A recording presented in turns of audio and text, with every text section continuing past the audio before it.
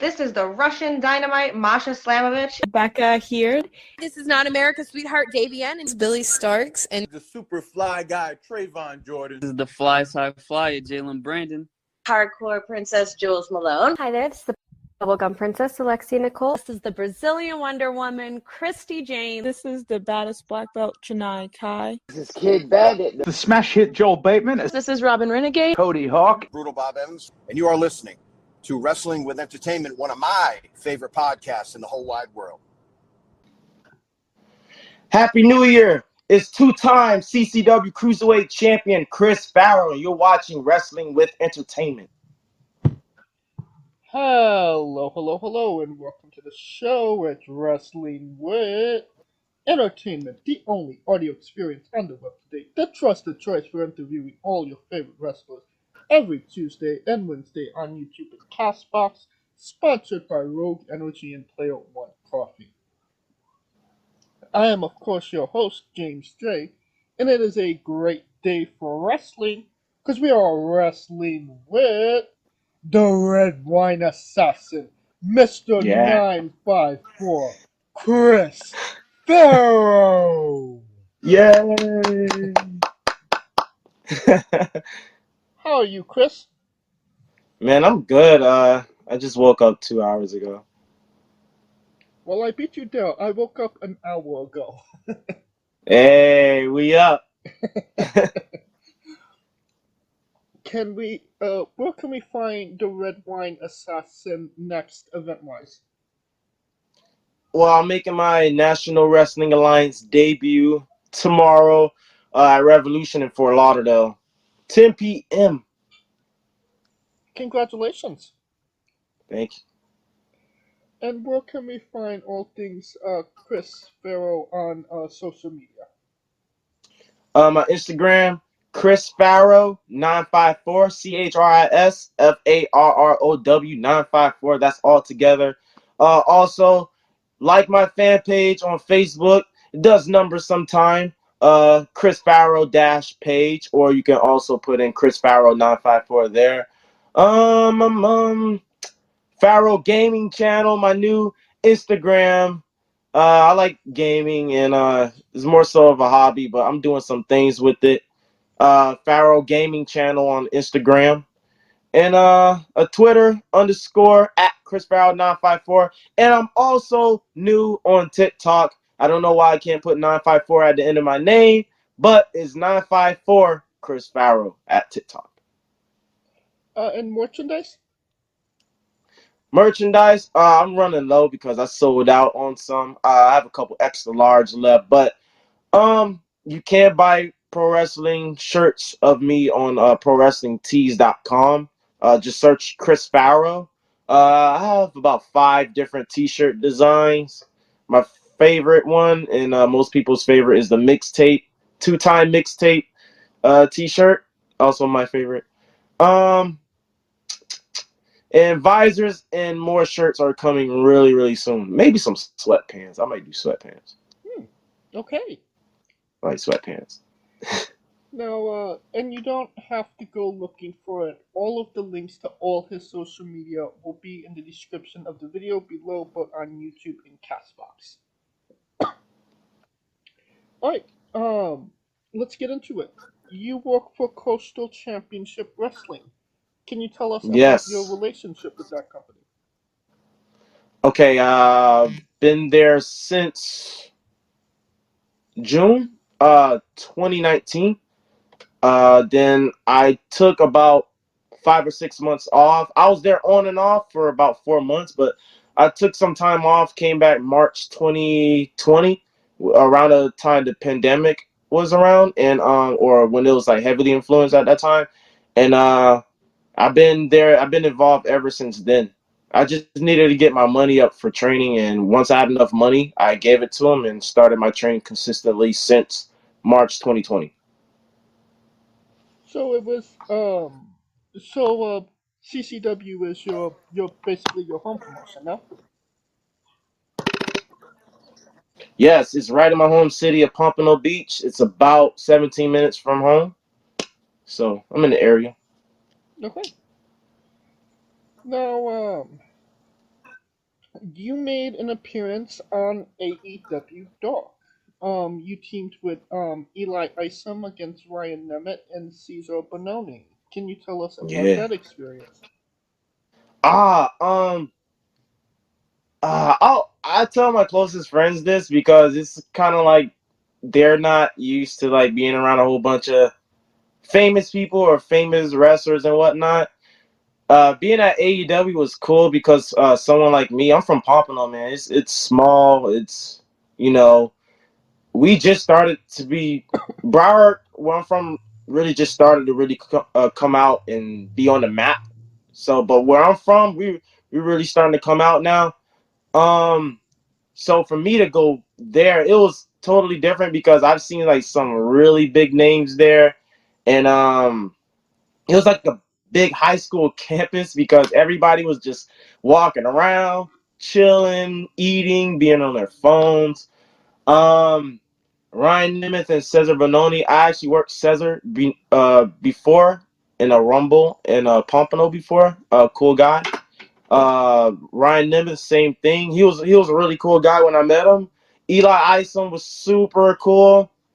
Um, but my match, I had jitters and whatnot. I just had the jitters because I was nervous. It was, my first time really going out there and being around that type of production. Right. I actually injured my shoulder Ooh. when I got, yeah. I'm talking about, man. Taz was laughing about it because I screamed on accident. I was like, ah! Or it was something like that. It was a complete accident. Didn't do it on purpose. I've been known to do it on purpose, but that was like totally on accident. He gave me a Beal, and I landed right on my shoulder. Oh my god! But when I got backstage, people were saying, "Oh man, that was so cool." I still pulled off the corner moonsault effortlessly, though. That I was so.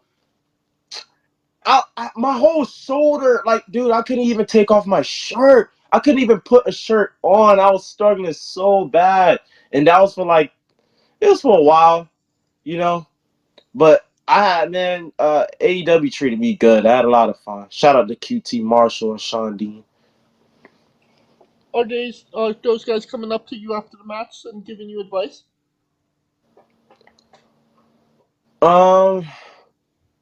No, they just told me good job. They didn't really give me advice. They told me great job. Agents and whatnot, people backstage who saw the match. Hey, great job. Yeah.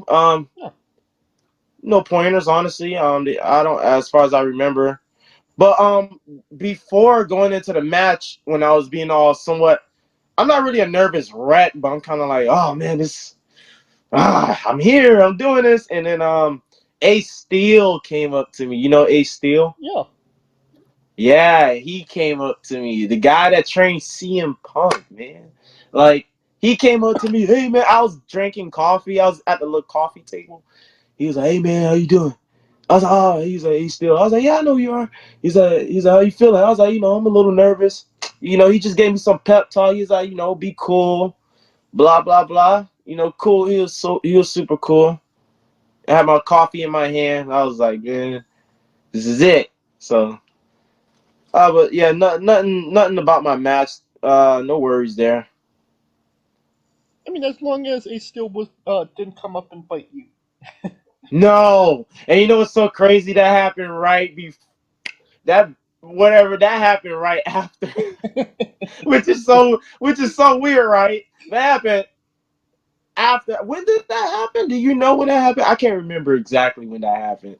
He got the whole incident happened in early September. Of 2022. Yes. Wow, so it was literally a month before that. Wow. Yeah, but nah, he didn't look like he was gonna bite me that day. Yeah. No, obviously it's a big moment. Injured your shoulder and whatnot. But, when you're in the ring for AEW, probably arguably one of the biggest crowds you've been in front of. Is that a moment that you take in the moment, or is that something that kind of sets in after the fact? Like, wow, I did that. No, it takes in at the moment there. I'm usually just glad I got it done with. Like every time after my matches, man, my favorite. I always tell people I love pro wrestling. I love being an athlete and whatnot, but my favorite part is when it's over. You know, I wouldn't say that's the biggest crowd I've been in front of. CCW, man, we do numbers. CCW does numbers, man. But definitely a great crowd there. It was a pretty big crowd. Um, yeah, I don't. A lot of that stuff, it doesn't. It sinks in right there. Like I usually kind of go off how the crowd feels towards me. So whatever I do next is kind of like how I cater to the audience. But I'm just glad when it's all over with. And I mean, the question that everybody wants to know: how is the catering? Oh, AEW's catering was so good. Oh man, it was so good, man. Hey, look, not to get off topic with that, but I also worked backstage at TNA at Impact. We will be getting And into that. was that? We will be getting into that. Okay. So let's talk about the catering at AEW first. So, like, if, I know I took a picture of my food. You can't really take pictures and stuff back there. You can't. I would never do none of that type of mark stuff, but I was definitely interested in my plate at that time. They had like seasoned mashed potatoes. They had it was very Italian. It was very Italian. When we arrived there first, they give you like how do I explain it? It's like these huge, not like buckets. There's like a huge bucket with ice and waters and drinks in it. Then there's another whole section that has a whole bunch of snacks. You could get as many as you want all day that you are there for filming. And then around the time I think it was like 6 o'clock came. That's when catering was there. Fresh food. If I can remember, it was kind of like Italian. Seasoned chicken. Oh, the chicken was so good. I had like 2 plates. Garlic rolls. What else? They had a whole bunch of stuff. I'm a huge food person. I had some salad on the side too with everything. As far as I remember, I think the dessert was probably gone already. That's probably why I didn't get any. But yeah, the food goes away really quick there too. It went away quick. Hey, well, you mentioned it, so let's get into it. You did extra Yeah. work for TNA. Can you tell us about that experience? Man, I hope to go back there again. TNA, they were super cool. Man, especially as somebody like I grew up watching TNA, like for real. Like I started watching TNA in '07, and then especially around like like 2008-ish up until like 2012 where they had the war with WWE, I believe. Like Yep. around that time, they was going with the war. So I think I'm a TNA lifer in a sense, but yeah, when I went back, I went to just do some work for them, help set up the ring. It was a good opportunity. I couldn't miss it. Met a whole bunch of people that I was like, sheesh. Mickey James was one of those people. She was so beautiful in person. I got to serve her food. Yeah. Tommy Dreamer was awesome in person. He was, man, he was super cool. I worked the concession to sell like shirts and whatnot. And I was selling, like, I was like, hey, we got this, we got that. And then behind me the whole time was Tommy Dreamer. The whole time, not the whole time, but he snuck up behind me and he put like his chin on my shoulder. he was like, can you see me? No, I can't see you. Oh, you can't see me? Oh man, so I can't show you, but he kind of snuck up behind me. I was like, oh, Tommy Dreamer, hey, how you doing? He said, I think he told me something like "good job" or something like that, and that was it. I met Chris Sabin. That's one of my favorite Impact wrestlers. Got Oh to yeah. see him. Alex Shelley. Really cool guys. And Really cool guys. Man. and you brought up the catering as well for TNA. Yeah. That catering. Well, it was more so Hispanic. Um, I can't full on remember, but it was good. It was good. They had enough. I didn't. I actually. I don't think I don't think I had really too much of a chance to get too much because we had to serve everyone first. Okay. So yeah. I believe I did have some food. I know I took a picture of it. I have to go back and look, but yes, they also have awesome catering too. Um, yeah, it was an awesome experience too. I would love to go back to Impact. It's funny. You mentioned Tommy Dreamer and interacting with him. Um, Hmm. when you work closely with Bill Alfonso, no? Oh yeah. That's I call him Uncle Bill sometimes. That's awesome. Yeah, he cool. Daddy, you know how you talk. Yes. Yeah. Can you tell us about your relationship with Bill Alfonso? Um, every time I see him, it's always love. It's always love. He always positive. He got that smile. You know, man. He got that wide smile. He's always saying positive stuff to me and about me. You know. Um, we never really hang out. Well, we never hung out outside of wrestling or anything. But I'm pretty sure he's really cool like that. Um, you know, just a really cool guy. He's someone you could call your uncle. Okay. Hmm. Now, keeping on Coastal Championship Wrestling, you were the first ever cruiserweight champion. Yep. What was that experience like, and what did it mean to you to be their first champion? Man, it was a huge high for me because okay, like I say, I'm from Pompano Beach. Like I've lived all over in Broward County, like in some of the worst areas that most people don't really make it out doing stuff like I do. So I was this struggling skateboarder, just dropping videos here and there and just really busting my ass and physically busting my ass and then I had me and a girlfriend, like we was on and off. We had just broke up prior to that, like months prior to that.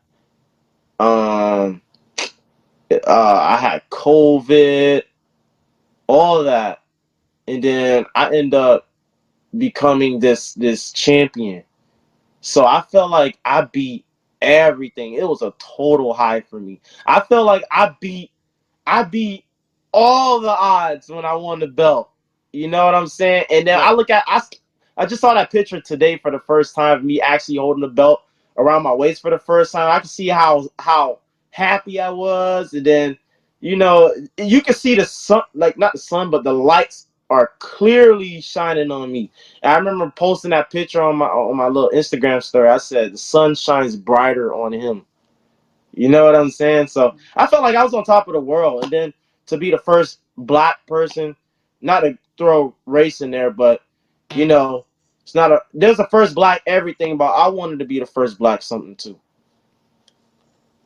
I gotcha. Yeah. And I mean, you were in to win that championship. You were in a 64-man tournament. Yeah. I Some of mean, them called out sick. huh? Some of them called out sick. Hmm. So, Yeah. well, I mean, it's impressive. Like, out of 64, you were better than the 63 other men. To win this championship. It's Was destined for me, man. was that when you were handed the belt? Was that a moment you took in at the moment? Oh yeah. Man, I have a video of me like really feeling myself after that belt, after having it, man. I couldn't believe, man, especially when it's fresh out the casing and it looks so shiny and it's the first of its kind. Like I said, man, I was on top of the world. It was like the ultimate high. Man, I went to Walmart, I went to the restaurant, I went to the barbershop. Yeah, man, I was really feeling myself. And then after you dropped the title, you became the first ever two-time champion as well. Is that Yeah. an equally special moment? Mm, not to discredit the first time, but it's kind of like, yeah, I did it, but then again, I did it twice. You know, first person to do it, first person to hold it, Yeah. first person to do it twice, first black person. Um, it it, it was just it was something just for me to step my game up. Like it was like, okay, this is the second time you got this. Now you really got to step your game up now. Okay. Yeah. All right. A lot of great dance partners along the way in that journey of the second title. Now, one name that you've had an encounter with, was the late great Lenny Poffo. Oh yeah. Could you tell us about your experience meeting Lenny? He was pretty funny. Yeah, rest in peace. Um, great hook commentary. Um, I didn't work too closely with him, but he was definitely cool and definitely a positive dude when he was around. He was definitely willing to help CCW and Nelio and everybody. He definitely was that guy. Again, rest in peace to him. I honestly didn't have too many interactions with him. Okay. Now, we've been talking about Chris Farrow. Can you tell us about Bruce Leroy? Man. Oh, that's not something I came up with. Okay, that was something my old trainer came up with, and my thing with me, I already had somewhat of a name before I was a professional wrestler. I was a popular skateboarder. Like legit. Going out there filming skateboarding and whatnot. Yeah. I was signing autographs at the mall at one point. People wanted to take pictures. I was out, so I'm kind of like not new to this, but I didn't want to change my name. I wanted to be Chris Farrow even in professional wrestling because I feel like my name is my name, So, but my manager, he's like, no, you got to come up with the character. Not my manager, my trainer. He's like, no, you got to come up with the character. Blah blah blah. You could be Bruce Leroy. From what's that movie? Oh man, I can't. I don't know what's your movie knowledge like, but it's a guy named Show Nuff. How I forget this movie, man? How do I forget this movie? But it'll just, huh? I don't think I know that movie. Yeah, but it's one of those movies. But okay, it's a character name. I think his name was Bruce Leroy, and I'm like, dude, it's like I took it and ran with it, right? I took it and ran with it for a while. But then I had to realize, dude, I look kind of silly doing this crap. You know what I'm saying? Why? I don't want to be another stereotypical black guy, doing karate stuff. I get I'm athletic, I can do flips and kicking, da da da. But I didn't want to be a Bruce Leroy. What the hell? I want to be Chris Farrow. There's no Chris Farrow. You know what I'm saying? Then I could kind of add my reputation on whatever I was already doing onto that. Why would I want to be a totally new character named Bruce Leroy who goes like, "Ah!" and he's yelling and doing these karate poses. I don't want to be a stereotypical black guy. Then he's talking about put me in a gi. And I was like, man, nah, I'm Chris Farrow. I'm professional wrestler Chris Farrow. I'm the most agile creature you've possibly ever seen in professional wrestling. That's who Chris Farrow is. He's not some karate guy. I didn't want to be a karate guy. So then I just started rolling my actual name and then started to get actual gear, put my name on my gear and whatnot. I didn't want to be too much of a character, but I understand too that this business is character driven. And I believe that the movie you were referring to was The Last Dragon. Yeah, The Last Dragon. And then you know what else irked me? I just find it's like it it stabs my ears. You know what I'm saying? It's like you go Leroy. What the who the that sounds so whack. Like Leroy. Oh my god. Then I'm black. I don't want to be a Leroy. You know, I'm Chris Farrow, man. Oh yeah. Oh yeah. I think that's a good segue into our next segment, Chris's Bizarre Adventure. You're a pro wrestler. Yeah. You're a pro wrestler that goes up and down the roads, and weird, crazy, and bizarre things are bound to happen. Can you tell us a road story that fits that description? Oh god. Oh god. This like one craziest ones, man. I'm wearing I'm wearing the sweater where it actually happened. I'm wearing it right now. I was my first Tennessee trip. This is why I like to be alone for the most part.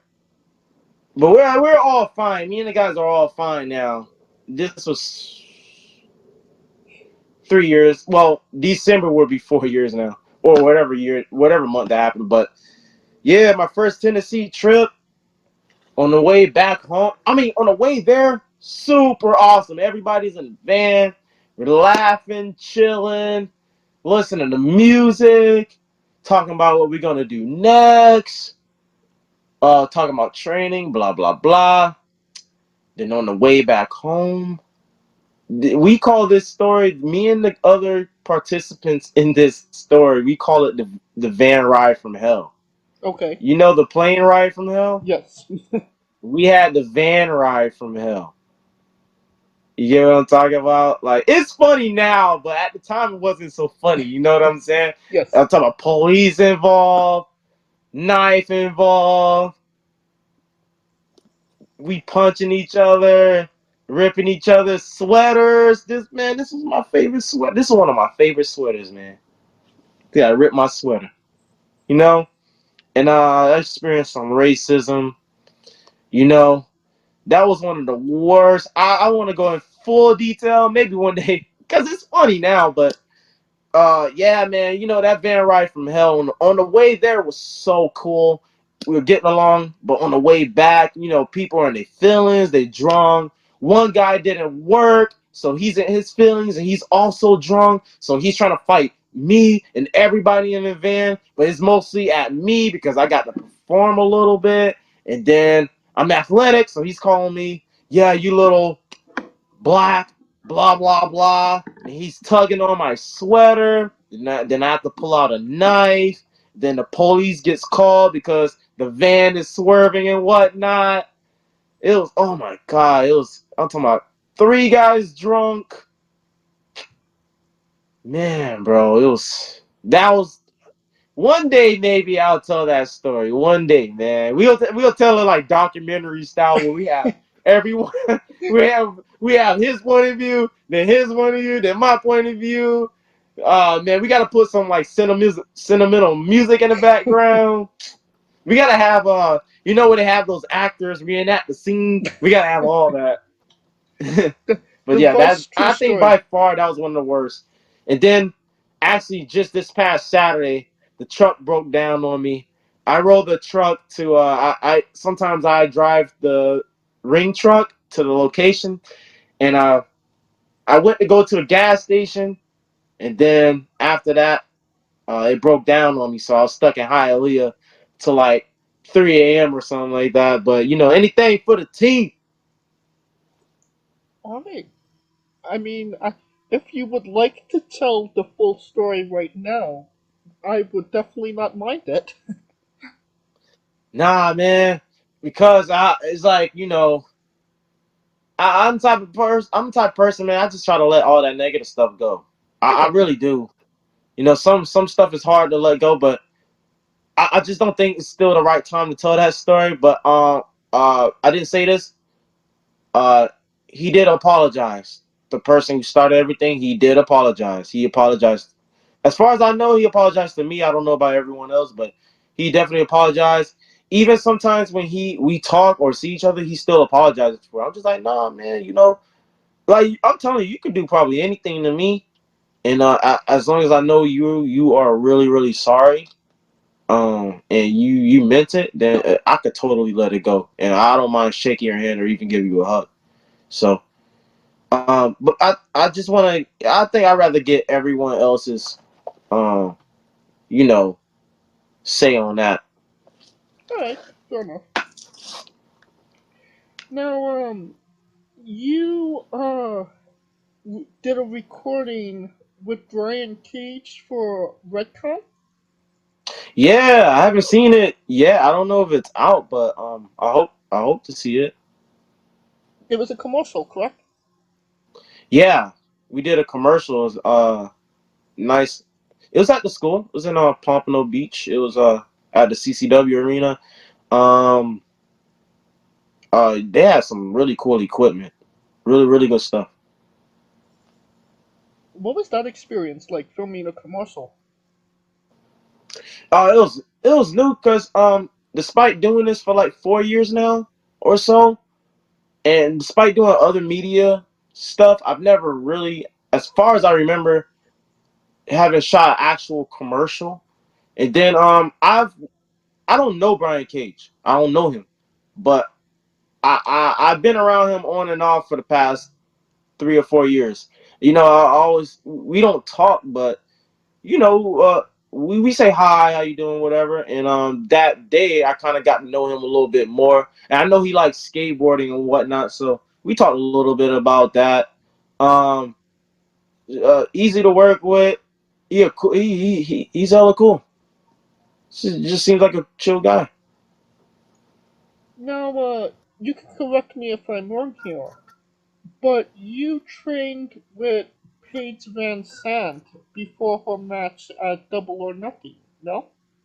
Oh yeah, I did. Oh, same with Colin King. Yeah, right before their matches, I helped train with them. I mean, obviously, Paige Van Sant is a big UFC star. So what was it? One of the top female fighters in the world. Right. So what was that experience training with somebody of her stature? I had I've been knew who she was. I've seen her. I've been knew who. Oh, she's MMA fighter, beautiful. Um, I'm going to. I pull up to training. I think a little earlier than I usually do this particular day, and as I'm walking, it's somebody kind of like walking outside. I think going that same way, or this person. I think the person was going the opposite way, and then the person walks past me. We lock eyes though. I'm just thinking, oh, it's another, just another somebody. I notice it's a woman. I notice she's beautiful, but I'm the type of person I just keep walking. I don't pay anyone any type of attention. But it dawned on me. I was like, hold the fuck up. Oh, excuse me. I could curse on you? Yeah, you could go. Oh shit. No, you can say whatever the fuck you want. Okay. I was like, hold the fuck up. And that's Paige Van Zandt? Like, what? So then I'm the type of person, okay, I've been doing this a while now. I can't really be marking out over people, okay? I just got to play it cool. Just walk in training. She walked past you already. So I walk in training. I forgot I don't know if it's her husband or boyfriend or something. I forgot his name. He was hella cool too. And he had a friend with him. They were MMA fighters as well. I forgot their names, but they were cool too. Um, and then she comes back in there. So yeah, coach put me and her in the ring together. I got in the ring with her. She was working on a TKO. You know TKO. Yeah. So F5 fireman's carry position to cut her. I had accidentally bust her nose actually. My elbow hit her in the nose and she had to Ooh. go. Yeah, she had to go rush and check it out. But she was okay. She was okay after that. I don't think she was bleeding or anything, but she gave me like 5 TKOs in a row. Yeah. Okay. She's very, very cool girl. Cool girl. She seems quiet, but she seems like she's down. I gotcha. Yeah. All right. Now, you mentioned it. Oh, I'm sorry not to cut you off, but I'm also in the OnlyFans official OnlyFans Paige Van Zant commercial. Haha, yeah. So I did a commercial before. Now, you've mentioned it. You are a pro skateboarder. Can you tell us about that? Okay, the meaning of pro means you get paid for it. I actually have gotten money from skateboarding, but never reached the pro status.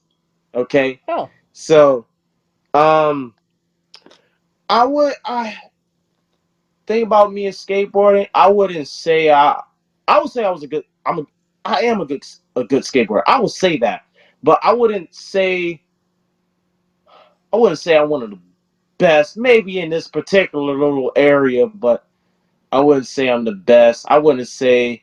I think I have the skills. I do have the skills to get sponsored, no doubt. But professional, nah. I over time I realized like people were gravitating towards me. They see that I skateboard. I was getting some support here and there, but I had to realize the support just wasn't all there. So I kind of gave up on trying to be a pro skater, and I just wanted to film tricks. So I just started just to film tricks.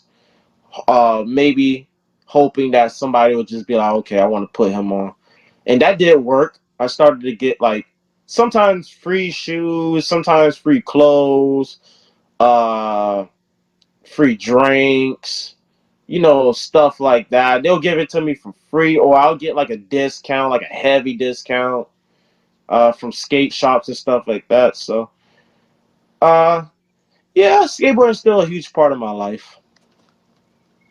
What can you tell us about your love of skateboarding? I'm in love with skateboarding. I'm in love with a wooden plank with 4 wheels. Yeah, yeah. I got both of them right by me right now. I have a skateboarding tattoo, man. I have a skateboard tattoo on my left arm. It says "keep pushing." Like if you break a skateboard in half, you can form it into a heart if you can visually see it.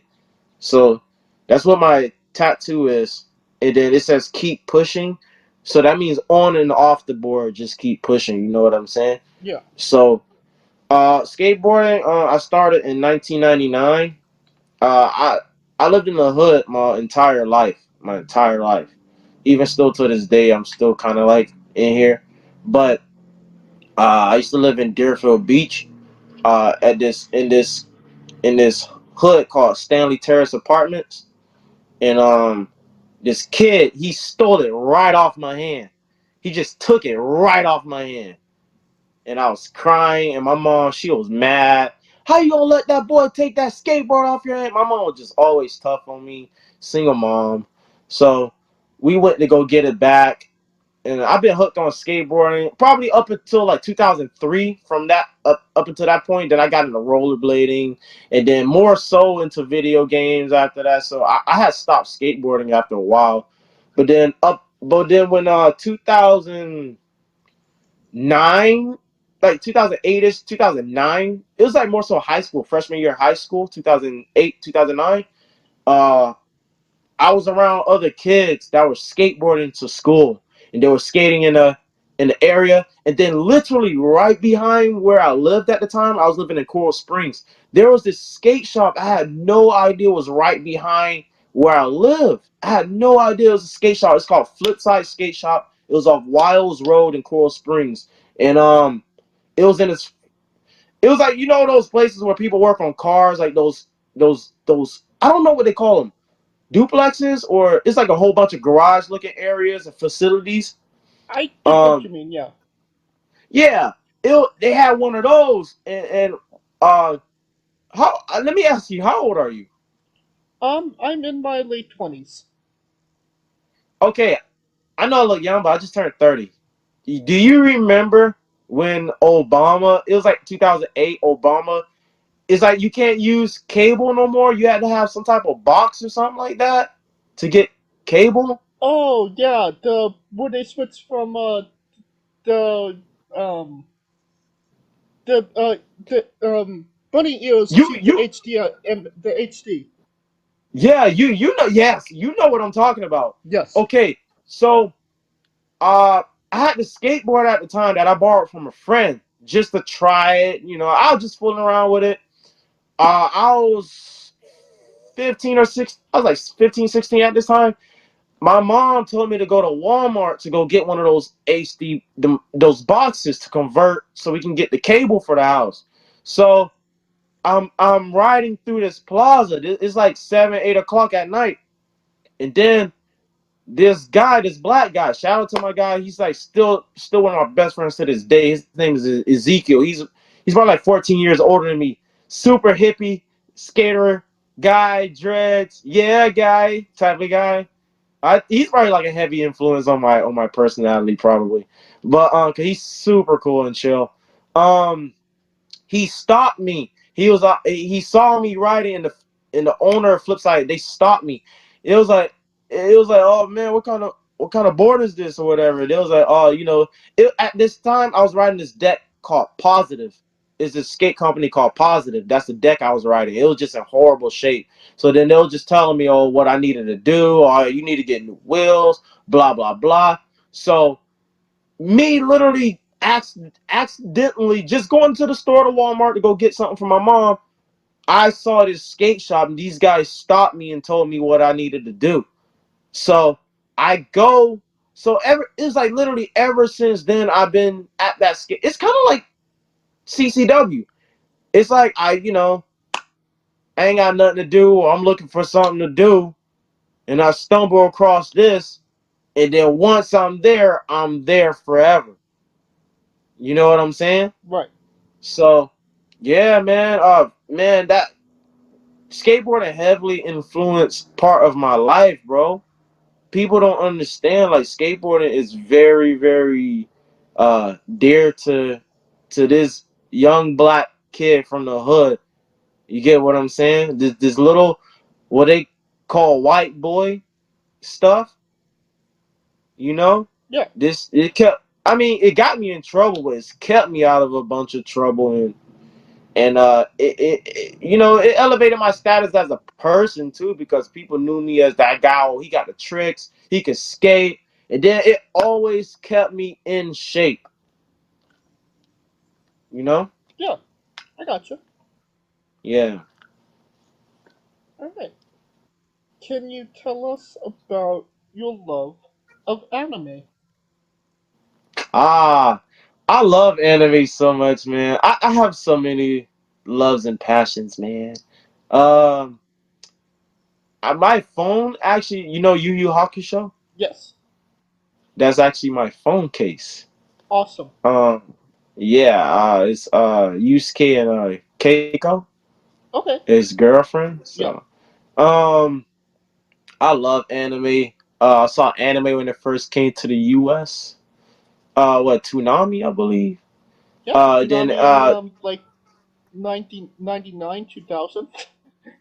yeah, but I think Dragon Ball Z didn't come to the U.S. till '97, but prominently it was the early 2000s, because like I'm a huge anime person. My big three anime is like DBZ, I usually switch it with Pokemon, but all right, probably my top four is like Pokemon, DBZ, Yu Yu Hakusho, and Naruto. And oh, you know what? Berserk. That's five. And and yeah, anime heavily influenced my life too because sometimes when I think of wrestling, I think of anime. You gotta realize, bro. Like, oh, you watch anime? Yes, I do. Okay, you gotta think. I always tell people, professional wrestling is like real life anime, bro. You have a good guy, you have a bad guy, you have a story. Sometimes you have a love interest. You got pain. You got the triumph. You have guilt. You just have a whole story, man. There's a whole storyline, and you got these performers, you know. So I always tell people, man, like pro wrestling is so much akin to anime, and then we're dressing up in these outfits and whatnot. I love anime, man. That's like I watch anime probably almost every day. I mean, New Japan is basically just one large tournament arc at this point. No, really. Yes. I honestly don't follow. I don't. I don't know what's going on. Now, that being said, what's your favorite saga in Dragon Ball? Android Saga.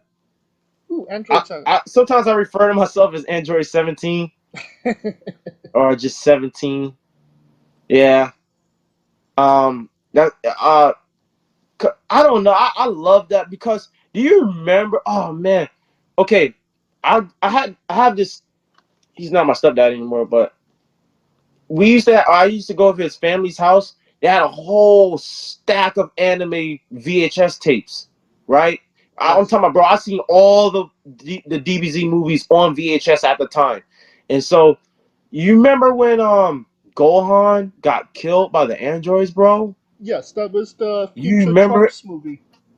Yes. And remember when he was laying face down in that puddle, and you remember the rage? That's like one of my all-time favorite. Probably like that has like probably top five all-time favorite anime scenes for me. That's when remember how angry and how hurt he was, and then when he clenched his fist, you can see blood start to run out. That's how hurt he was. Yeah. And Gohan just lying in that puddle with no pupils, man. Like it was, man. I remember even watching that as a kid. Like, damn. And then also when Ash turned to stone in Pokemon, Oh, yeah. I saw that in theater on my birthday, bro. That's how far I go back because the Pokemon movies was falling on my birthday. I was born November 28th. So I had to go. My mom would take me in the theaters to go see it. I mean, Yeah, man. that's the standard for Pokemon movies, the original. Yeah. But we had those on VHS too, the ones we didn't see. Yeah. So, but yeah, I love anime, man. That's my joint, man. I love animation in general. Alright. I did notice you had a Kill la Kill skateboard. Yeah, somebody gave it to me. A guy gave it to me. Shout out to he calls himself Rika Yushi. Okay. Some anime. I don't know. He's black. Somebody keeps trying to call me. I'm sorry. Okay. Somebody keeps. My phone's been blowing up since I woke up. Hey, you're in demand. You mind if I say, hey, can I call you later? Hey, can I call you later? Alright. Let's. Can you tell us about the Farrow gaming channel? Yes, I started making gaming content. Hold on, I'm sorry. Someone is like really annoying me. He said, call me now. Give me this. I can't even remember who this is. But yeah, I'm starting my Farrow gaming channel. Well, I already started. Um, just green screening myself, showing my love for video games. That's all. What's your go-to? My go-to video game right now, or something I just like to pop in and play. Give us both. Right now, my go-to game right now is probably Killer Instinct Gold. I've been back playing that. You know about that? I know about the game. I haven't played it personally. Killer Instinct Gold, in my personal opinion, out of the three, the one that's released on Super Nintendo, the first one, then the one that's released on Xbox One, I think it was. I think the one on N64 is way better. Difficulty wise included. That's my go-to game because it's something like it's akin to Mortal Kombat and Street Fighter. You can literally just pick up, start an arcade, go through a bunch of fights. It's like one of those type of games. And then there's a big boss fight at the end. I like stuff like that because I can get right into it without too much have to go through a whole story and leveling up and all that. Uh, my other go-to game, Max Payne. I like the Max Payne the trilogy. Like Max Payne the franchise was one of my favorite gaming franchises. My go-to is probably Max Payne. It's been Max Payne 3 lately for me. It's been Max Payne 3. I'm very excited about the remake they're coming out with for PS5. That's gonna be a huge reason I get PS5. And what else? Oh, and Smash Bros. I'm a huge Smash Bros. Person. Oh yeah. Yes, I love Smash Bros. Man. Who's your favorite Smash Brother character? Link. Off top, it's Link. I have Link in Elite Smash right now, so I'm not messing around. But actually, I've been feeling Donkey Kong lately. When I play multiplayer with my friends, I've been feeling Donkey Kong. He has everything I slept on, man. I love. I slept on Donkey Kong for years. I had no idea he was this damn good. I think he's my main right now. Now, are you like an achievement hunter, a trophy hunter type person? Do you have to get all of them? It does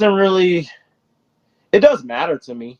But if I miss a trophy, I don't really I'm kind of like shit at that moment, but after that I'm kind of like nah, I don't really care too much. Like when I was playing Last of Us some years back, and then I think I had missed a couple pretty decent trophies that I didn't really care too much. That game was like a one and done for me. Same thing with Batman Arkham series. But I'm a collector, even in real life. I like to collect stuff. So when I'm playing video games, I check everything. So I think I am. I would say so. I think I think to me it's important to collect all the trophies. But if I miss any, I don't really take it to heart. Well, I mention it because Max Payne 3 has one of the most famous, infamous achievements of all time, and that is the The Shadows golden Rushed gun. Me. The what? The Shadows Rushed Me. Do you know what that is? The shadows rushed you? Yeah, that's the achievement in Max Payne. Nah, I never even heard of that. Yes, it's one of the most famous achievements for being the most hardest achievements in gaming. You have to How you? complete the game in around 8 hours on the highest difficulty without dying. What? Yeah. Hey, have you seen my Max Payne play on my little gaming channels? Then nah, I can't do that. That's not. I can't. That's not for me. That's definitely a trophy. I'll definitely skip. Okay. I can't do that. I die a lot. Well, I'm probably a good at lot the of other game. people have as well. Yeah, I'm good at Max Payne. Don't get me wrong, but that game is tough. That game is hard. I think Max Payne 2, I can possibly do that. Would like go through the whole thing without dying. I think I could possibly do that. I've been really close actually. You play Max Payne 2? I have not. The only reason Is this the only reason I would get Max Payne 3 would be to try and go for that achievement because yeah, I'm crazy that way where I like challenges like that. Whether or not I could do yeah. you know, maybe I could, maybe I can't, but I would like to at least try. Yeah, man. Hey, if you got goals, bro, go for it. I've done crazier things when it comes to gaming. So yeah. Well, what do you play? Right now I'm playing Jedi Survivor. Um, the Star Wars. It's Mm-hmm. not bad. I got it for Christmas. One of my go-tos right now was Cyberpunk 2077. That was. I don't know why I don't get into none of these games. I have no idea. I know a lot of people shit on Cyberpunk, but if Mm-hmm. you play it on next gen console, a PlayStation 5 or an Xbox X, you're not Mm-hmm. going to run into problems. It's an immersive experience. It's really, fun. Let me ask you, what are you, Xbox guy or PlayStation guy? I'm 100% an Xbox guy. No! No! Boo, PlayStation people. No! Yes. I can't believe you. Ah. Okay. I've owned an Xbox, but I've never went past Xbox. I've never owned a 360. Don't care for a S, a X, a 1, a 2. I love PlayStation 1, 2, 3, 4, 5. I'm a PlayStation fanboy. I'm gonna get a PlayStation tattoo. I'm gonna get a PlayStation tattoo somewhere. I admire your dedication to PlayStation. Hey, listen, it's no beef, okay? I just you guys, in my opinion, don't have really good launch titles or I mean, not like it's not good, but compare the catalog of PlayStation games compared to Xbox, in my opinion, Xbox just don't they can't they can compete, but they're not gonna win. They're not gonna win. We've had the I'm not even a GTA fan, to be completely honest, but how long we've had that series on our system before you guys had it? I'm not a GTA guy either, so I can tell you. But yeah, but that's one of the highest grossing games, and now you guys are getting it. Like years later. What else? No God of War. No Last of Us. You guys don't have no Naughty Dog games. Yo, we have Batman Arkham's the Arkham series. Come on, Xbox. I don't have a disdain for Xbox. It's just I'm a PlayStation guy. I could care less about Xbox. I could care less about PC. I love PlayStation. That's I started with a Sega Genesis, Super Nintendo, but Nintendo 64. I prefer even Nintendo over Microsoft. I do have a PlayStation 4. I mainly got it to play, ironically enough, anime games because they are Mm. exclusive to PlayStation. Um, Yeah. but I mean, the only thing I feel like I'm missing out right now with not having a PlayStation 5 is the Spider-Man game. Oh, you know what? I have a PS4 right here, and I don't play that. I don't play PS4 at all. I don't own a PS4. This is my friend's PS4, but he doesn't care if I use it. But like, we have all of those games. Like, we got the Red Dead Redemption, that new one that came out. We got that Spider-Man. But me, I'm waiting to get me a PS5 for me to get all that. I'm kind of weighing out my options because, in my opinion, I think it's best to wait way later after all these games launch because you know what they do. You know they're gonna release some type of bundle, some type of special edition. Game of the Year So, edition. or what? The Game of the Year edition. Yeah. So, Yes. you could get all that stuff without paying. Hey, take my money at the end of the year. You know? You know what I'm saying? I got that Batman Arkham City end of the year edition. I'm glad I have it. And another thing too, for some reason, a lot of the times they be cheaper. Yes. 9 times out of 10 For some they are. reason. What? Yeah, 9 times out of 10 they are. Yeah. So it's just my opinion to always wait.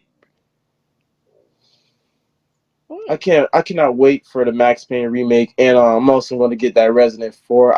I'm a huge Resident Evil 4 fan. Alright. Such a great game. Let's get into the colossal question. Let's say that they're making a movie about you. Every movie has a soundtrack. What would be the first 3 songs on your movie soundtrack? Dang, that's a good question. Cause I'm a huge music person too. Huge music person. Ah, dang, that's such a great question. You make me want to look through the last songs that I played. It's this band I want to say. It's this band I want to say. I'm a huge. I'm a huge fan of everything. All right, everything that I like, I'm very passionate about. But it's this band that I like. I want to say their name, but it's I don't want people to get on their music because I feel like it's for people who really appreciate their music. But it's this band. They're called. Well, I don't know. Is it they? But it looks like it's just one guy. But it's called Part Time. It's a song called I Wonder What She's Like. It's a cool ass jam, bro. It's one of those songs. I feel like, okay, if I was to have a movie, right, that could be one of those scenes where it's damn, I had my girl and then we broke up. That and then right before I became this huge international professional wrestler. Yeah. That's gonna be one of the songs of the soundtrack. That's probably one of my top 100 favorite songs of all time. It's called Part Time. I Wonder What She Likes. I wonder what she like. All right, cool. The second one.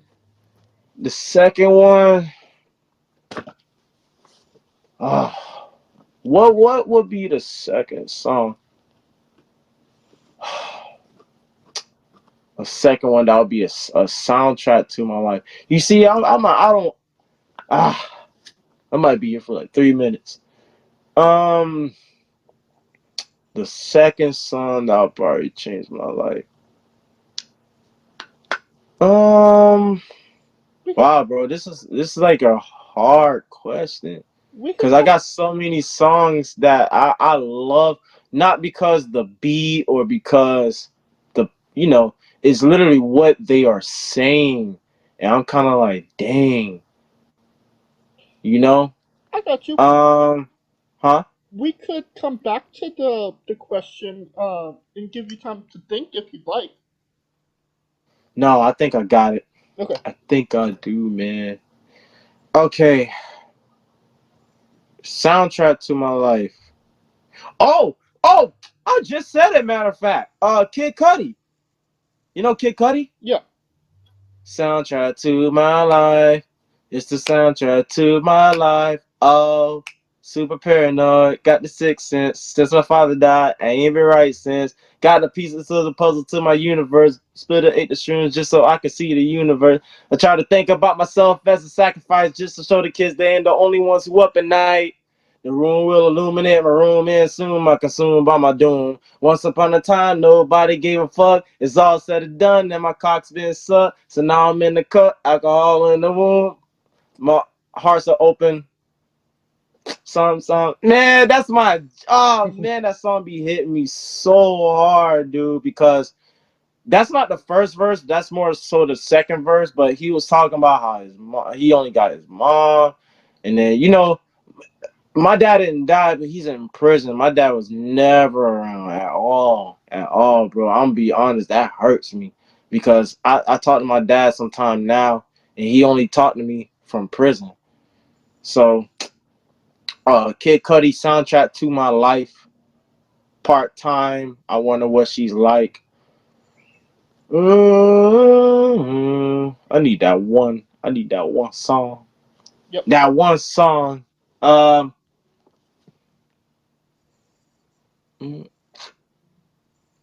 was thinking about a Drake song. I don't know, man. That last song, they got a hit. I want to say I do want to say a Kodak song, cause we from the same area. Okay. We from the same city, but I honestly don't listen to him like that, to be honest. But when his songs play, I listen. He got this new song called "Let Me See." He put on Broward, so I'll probably say that we're gonna put that song in my soundtrack. Let me see. Let me see. Let me see. He shout out Pompano, Broward County, Lauderhill, Lauderdale, Crest Haven, all these places that I lived in or been around extensively. So yeah, Kodak Black. Let me see. Okay. And solid picks those are.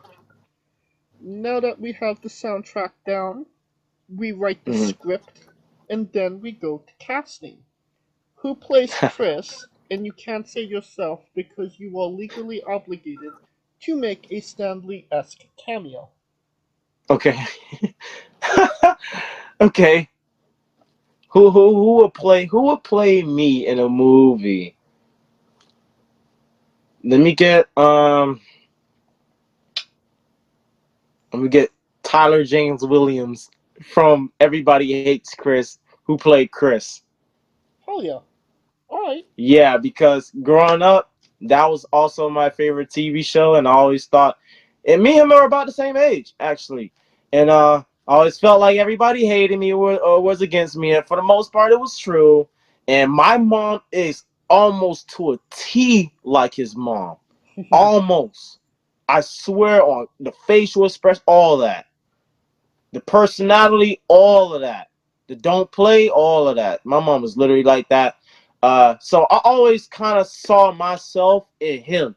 So I would like for Tyler James Williams from Everybody Hates Chris to play Chris Farrow in Chris Farrow's biography or autobiography. Alright. Now every movie has a supporting cast. Who would be three people significant to you and your story that would be in your movie, and who would play them? This is so good. This is fire questions. Uh.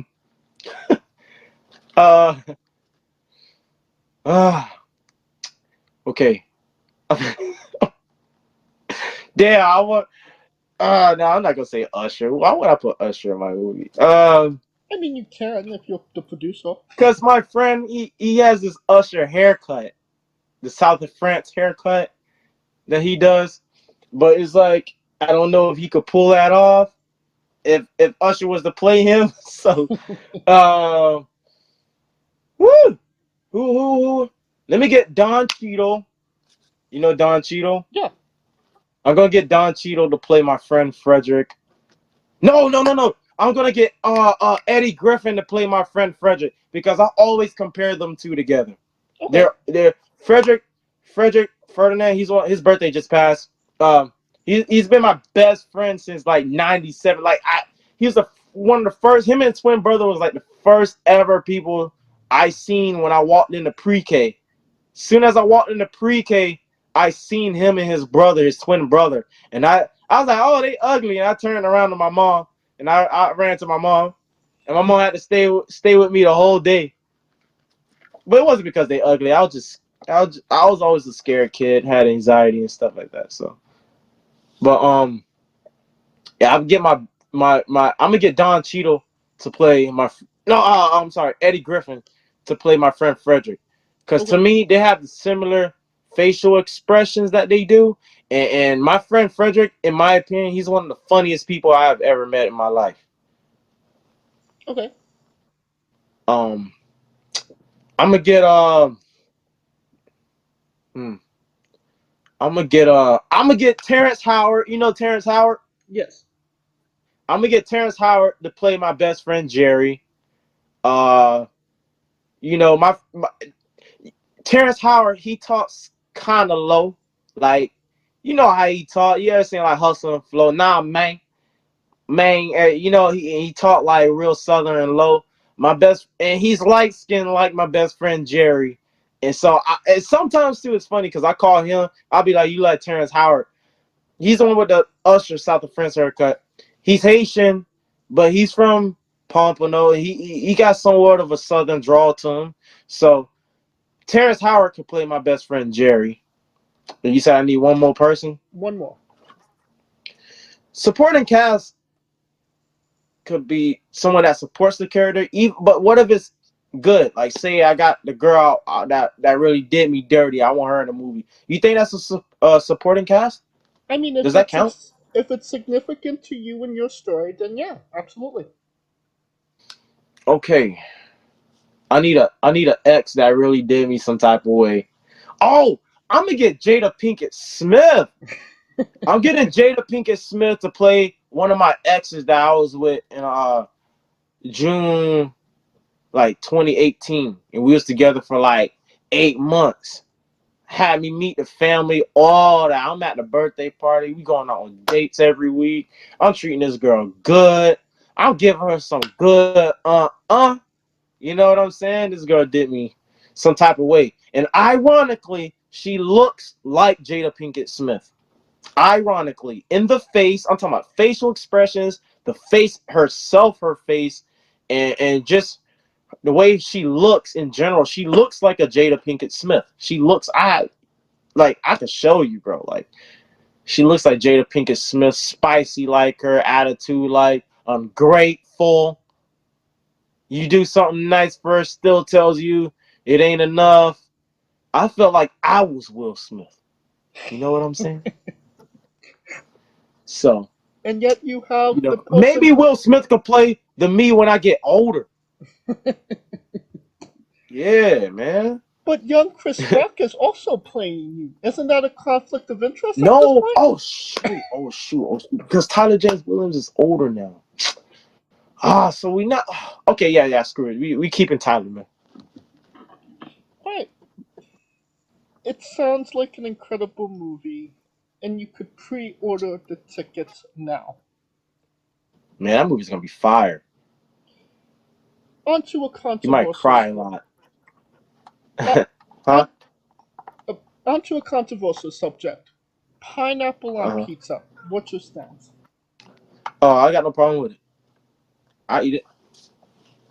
So it got to be dry. Huh? I mean, obviously the pineapple has to be dry, but I'll eat it. Okay, so pro pineapple on pizza. I'm not against it, but I don't. It doesn't do anything to me. I like pineapple in general. Okay. What's your spirit Pokemon? Blaziken for sure. That's probably my favorite Pokemon. I use Blaziken. I still play Pokemon Emerald, bro, on my Game Boy Advance, bro. I'll pop that thing out from time to time, bro, just to get some nostalgia feel.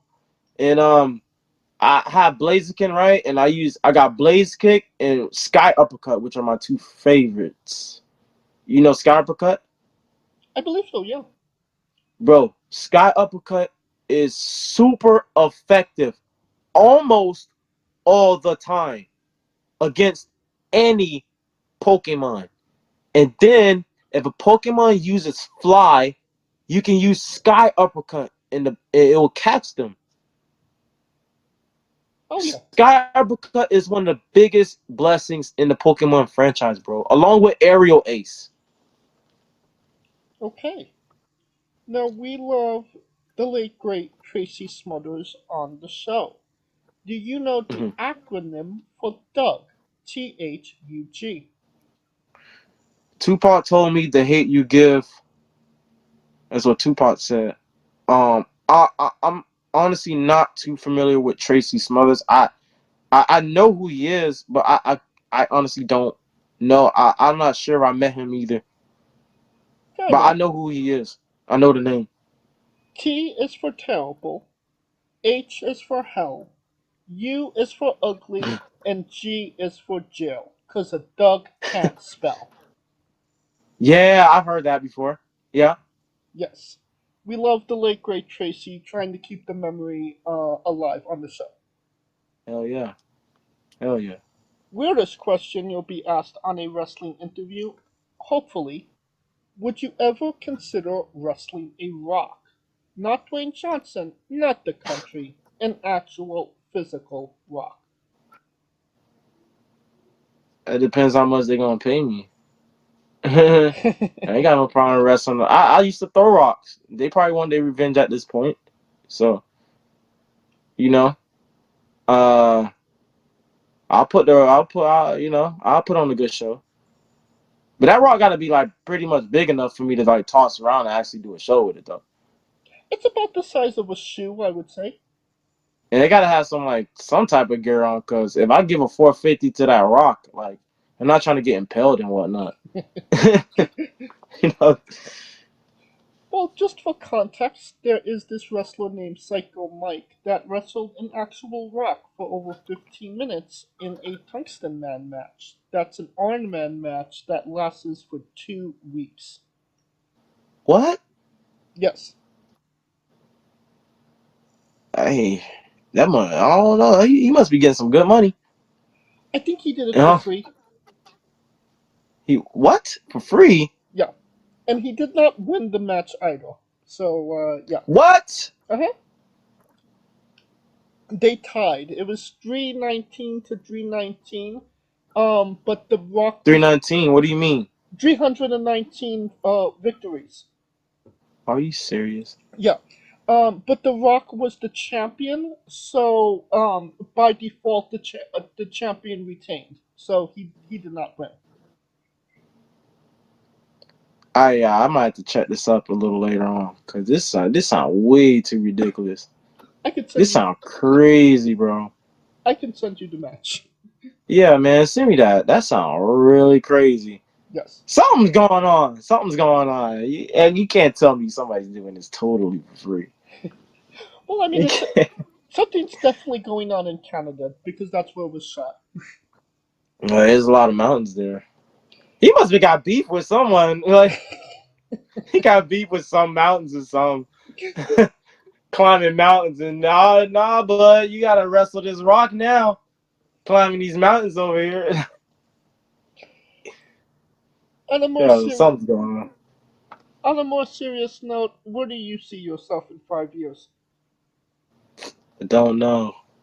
I honestly don't. I had made a video. I said I honestly don't know where I see myself in 10 years. But I know I'm on the right path to doing stuff, you know? Right. It's just like my it's kind of like my environment though. I don't come from a really supportive environment, and I honestly am. I'm not really surrounded by too much negativity, but it's just like, I'm juggling a real job, bills, um, and just trying to maintain other people as well. Like, I'm helping other people at times too. Right. So, uh, hopefully in 5 years I'm in WWE or any company. I'll be happy to work for anyone.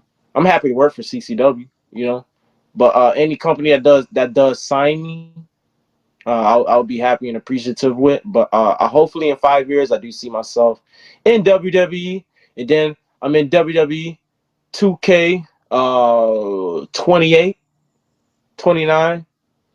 You know, hopefully Yeah. I see myself in 5 years in the WWE 2K game. That's where I hope to see myself. Hell yeah. Alright, and what is a match people should go out of their way to see that best shows off what you are all about? No lie, I like a lot of my matches. I want to say Chris Farrow versus Jake St. Patrick 3. The day I lost the belt. Can we find That's that what on I'll say. YouTube? Yes, it's up there on YouTube. Bash at the Brew. We had so many I can't even remember. But excuse me. Last Bash at the Brew last year, sometime last year. But yeah, the day I lost the championship belt. Okay.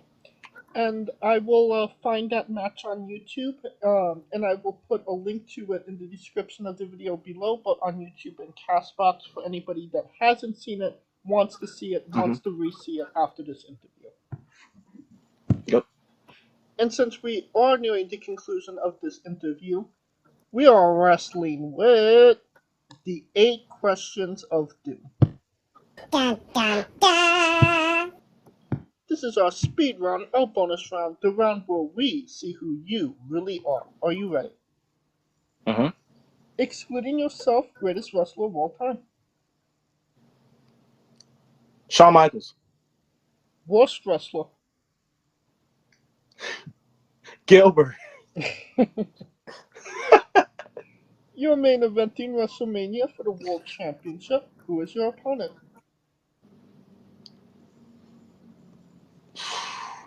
Ooh.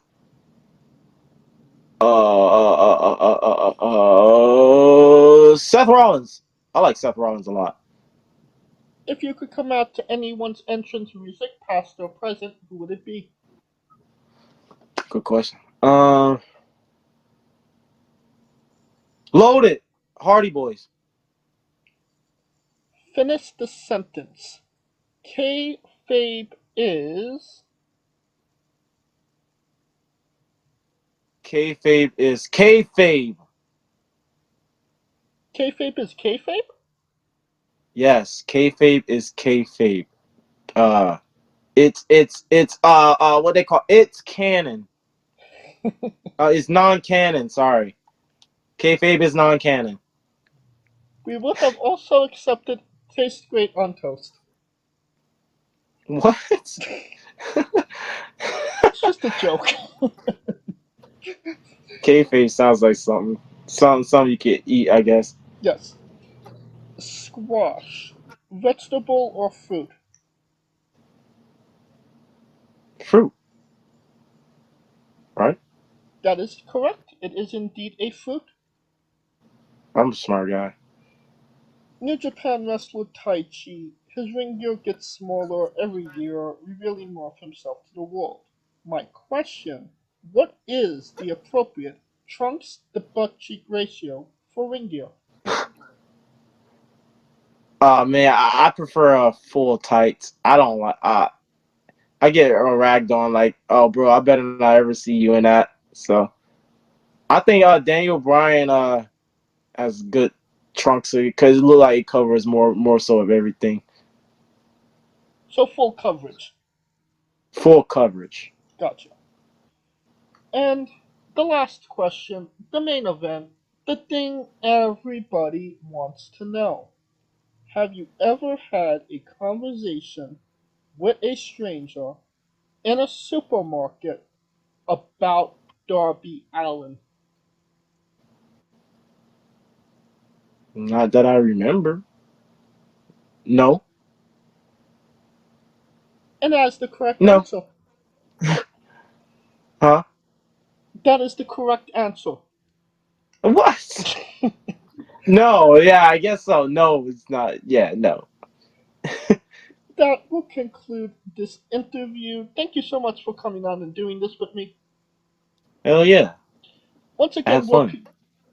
where can we find all things Chris Farrow on social media? My Facebook is Chris Farrow -page, or you can also search Chris Farrow 954. That's my fan page. Press like, blow it up, please. Boost my algorithm. My Instagram, Chris Farrow 954. My Farrow Gaming channel is also on Instagram at Farrow Gaming channel. TikTok 954 Chris Farrow. Twitter _Chris Farrow 954. And merchandise is Pro Wrestling Tees. Oh yes, and also go to prowrestlingtees.com, search bar Chris Farrow, and you can find 5 different t-shirt designs. My favorite and most people's favorite is the mixtape 2-time CCW Cruiserweight Championship shirt. And you don't have to even type it into your Google machines. All of the links to all his social media and merchandise will be in the description of the video below, but on YouTube and Castbox. Simply go to the description, click the link, a new tab will appear on whatever device you are on. You have no excuse. Buy a damn shirt. Hell yeah. I just bought one for a fan too. Hell yeah. I order one. Of course, thank you for listening. If you like what we're doing, please like, subscribe, comment, both on YouTube and Castbox. This was sponsored by Rogue Energy and Player One Coffee. Join us every Tuesday and Wednesday for new incredible interviews. Follow the show at Wrestling with E on X, Instagram, and Thread. Follow me personally at JamesJ993. Obviously, you can find out who we're interviewing, when we're interviewing, links to those interviews, and so much more on Wrestling with E. Alright, Chris, when I say Wrestling with, you say entertainment, okay? Yes, sir. For our very special guest, Chris Farrow, Coleco Yachts, Scooter Dust, I'm James J, and this has been Wrestling with Entertainment! Hey folks, this is the Colossal Mike Law, and you are listening to Wrestling with Entertainment. Enjoy the show, support these guys. We appreciate it very much. We'll see you at ringside.